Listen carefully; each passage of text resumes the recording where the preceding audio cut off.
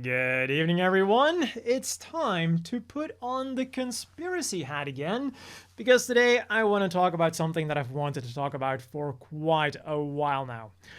Why do weapons of the original Gundam Seed Gundams, with the exception of the Buster Gundam, don't really make a whole lot of sense for what they were supposedly gonna be used for? So, let's set the stage here. Because of the biological differences, naturals couldn't pilot mobile suits nearly as well as coordinators, and as stated in the early episodes of the anime, even the pilots who were specifically selected for the Gundams, which we're gonna assume were like ace pilots, had a hard time just moving the things around, let alone fighting with them and aiming their weapons correctly. As we made our way here, I watched the guys who were supposed to pilot this thing run through a bunch of simulations. They really had to struggle just to get it to move. So clearly, the Alliance needed some kind of advantage to make these things work against coordinator-controlled mobile suits. Introducing the phase shift armor, a special shielding system that could block almost all physical attacks at the cost of being really energy intensive. Like, the system had to be on constantly, so it was constantly draining the battery, and on top of that, if it took a hit, it sucked even more energy. But for as long as the system was active, it gave the Gundams a lot more survivability, because the main arsenal of Zaft's mobile suits consisted almost entirely of conventional ballistic weapons. They had like one cumbersome beam weapon in their main arsenal. So the phase shift armor, great addition. Totally understand that. But now about those Zaft mobile suits. These were highly maneuverable machines with armor that was good, but not impervious. Like, you could deal some good damage to one if you had a big enough bullet. So what kind of weapon would you give to a mobile suit with a pilot that can barely move the thing to shoot down a highly maneuverable enemy that doesn't have too much armor? Are you gonna give him a machine gun, a shotgun, a Gatling gun, 2 Gatling guns even? How about a slow-firing, energy-intensive, high-energy beam rifle that gets its energy from the same energy source as the vital phase shift armor that's keeping the damn thing alive in the first place? Because really, once those batteries died, it was all over. Like, the battery dies, you essentially die.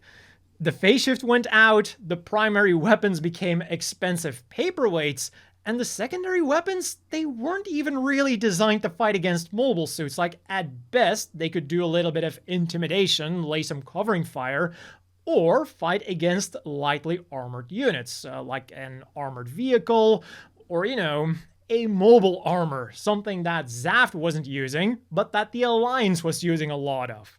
The Aegis and the Buster, and the Blitz and the Duel. Without a doubt, they are very impressive mobile suits. But as enemies, they are nothing but trouble. Shoot those 4 down, no matter what it takes. The one exception to this was, of course, the Buster Gundam. This thing had built-in missile launchers, its beam weapons had their own dedicated batteries, and one of those beam weapons was a scattering shotgun, which up close probably had the best chance of hitting a Jin of any weapon used by the G weapons. But back to those other Gundams then. For all of the reasons that I just gave, I don't understand why they didn't even consider giving them a heavy machine gun as at least some kind of secondary weapon, like a machine gun that could actually damage the Jins, as opposed to the Vulcans that they did get. All they had to do was copy the heavy machine gun used by the Jins and give that to the G weapons, or give 2 of them to the G weapons and let them spray and pray. And if they really wanted to flex their beam technology, they could have done what the Eurasian Federation did with their Hyperion Gundam. Instead of a slow-firing, high-energy beam rifle, they gave their Gundam a rapid-fire beam submachine gun, which used replaceable energy magazines. So yeah, it almost feels like these Alliance Gundams weren't necessarily made for naturals, but for coordinators, with like the expectation that Zaft was gonna repossess them. Think about it. Their main weapon, those high energy beam rifles, were absolute overkill against the Jinn, but they were perfect and even necessary against an enemy mobile suit that was using phase shift armor, something that Zaft didn't have yet, but that the Alliance did have. And then their secondary weapons, or most of them, were designed to fight against lightly armored vehicles and mobile armors, as I said before, the main fighting force of the Alliance in space. Escort ship Bernard has been taken out. X-303 Aegis is headed toward escort ship Law. We're being destroyed by our own machine that they stole? Is there anything more ridiculous? Now, am I saying that the Alliance deliberately did this? Maybe. Allegedly. I don't know. You make up your own mind. But I will say that maybe someone from Morgan Raid had some influence in all of this, because, Orb did have coordinators working for them as well. And maybe this person then managed to convince like some Alliance engineers to go with a state-of-the-art beam weapon for their state-of-the-art mobile suits. Like, it only makes sense when you think about it. Not really, but let's go with this.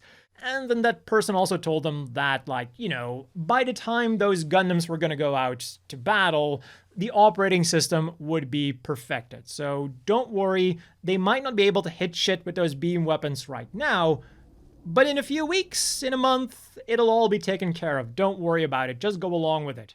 And then maybe that one person also just happened to be a Zaft spy who was leaking everything to Zaft, which is then why those Gundams almost seem to be delivered on a very neat silver platter to Zaft. Or at least 4 of the 5, but they would have gotten away with it if it wasn't for those meddling kids. Again, allegedly. So yeah, let me know down below what you think about the weapons used by the original Gundam Seed Gundams, and if someone was deliberately manipulating them to be more geared towards coordinator use.